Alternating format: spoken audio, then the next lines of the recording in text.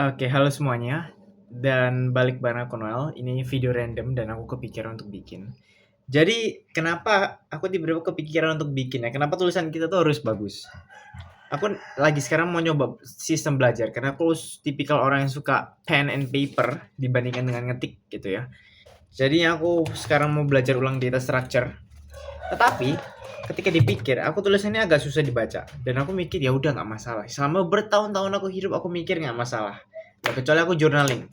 Journaling di sini tulisanku nggak sejelek itu. Jadi beda lah feelnya karena note kayak gini kayak merasa tulisan tuh bisa lebih bagus dibandingkan dengan nulis di binder kayak gini gitu ya.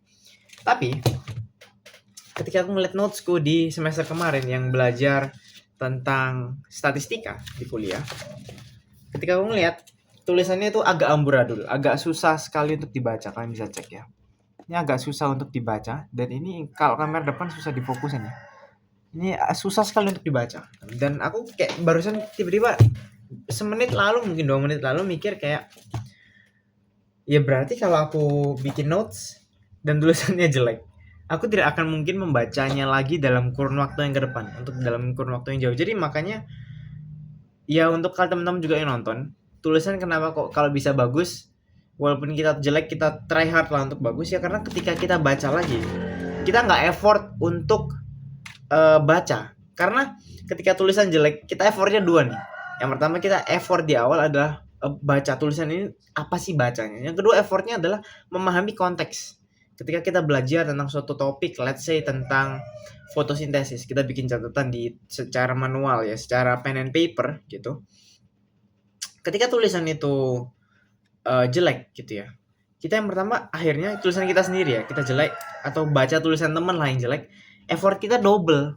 Kita effort pertama yang memahami itu ini bacanya apa sih kata ini. Oke, kita udah paham kata-kata per kata, kita susun jadi kalimat, paragrafnya kita paham. Oke, aku bisa baca satu paragraf ini. Sekarang aku bisa memahami nggak fotosintesis itu cara kerjanya gimana. Jadi effortnya dua, udah berusaha baca tulisan gimana, memahamin eh, apa sih yang mau disampaikan di paragraf itu. Jadi sesimpel singkat video ini adalah jangan punya tulisan jelek, effort, dan aku akan berusaha untuk eh, belajar lagi gimana nulis secara lebih baik lagi ke depannya untuk bisa dibaca oleh diriku sendiri agar nyaman diriku sendiri di beberapa minggu, bulan ke depan untuk baca ulang, dan untuk temen yang misalkan mau pinjam catatan gitu. Kalian bisa ya jualan catatan mungkin orang yang bilang gitu. So, yeah, that's it. Jadi jangan punya tulisan yang jelek.